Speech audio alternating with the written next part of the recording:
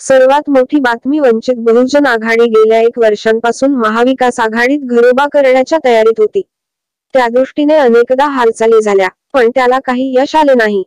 उद्धव ठाकरे गटाने वंचितला जवळ केले, पण काँग्रेस आणि राष्ट्रवादीने ताकास तुरी लागू दिली नाही. गेल्या आठवड्यात महाविकास आघाडीची बैठक झाली, त्यात वंचितविषयी सकारात्मक सूर आळवला गेला. तर आज होणाऱ्या महाविकास आघाडीच्या बैठकीला वंचितला रितसर निमंत्रण धाडण्यात आले.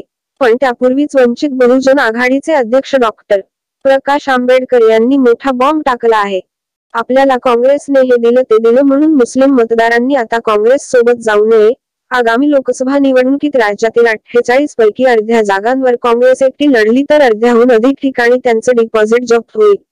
राज्यात काँग्रेस, राष्ट्रवादी काँग्रेस आणि शिवसेना यांची महाविकास आघाडी आहे, मात्र यांच्यात जागा वाटपावरून अद्याप एकमत होताना दिसत नाही, असा घरचा आहेरच बाळासाहेब आंबेडकर यांनी दिला. वाशिम जिल्ह्यातील रिसोड शहरात मुस्लिम संवाद सभेमध्ये बोलताना त्यांनी हे वक्तव्य केले. जर येत्या 15 दिवसात यांनी जागा वाटपाचा निर्णय घेतला तर हे वाचतील, नाही तर यांचेही हाल इंडिया आघाडीसारखे होतील, असे वक्तव्य आंबेडकर यांनी केलं. नरेंद्र मोदी यांच्या विरोधात इंडिया आघाडी तयार झाली होती, मात्र ती जेव्हा बनली तेव्हाच हे निश्चित होतं की ही तुटणार आहे, कारण याचा रिंगमास्टर पंतप्रधान नरेंद्र मोदी होते, असा आरोप बाळासाहेब आंबेडकर यांनी केला.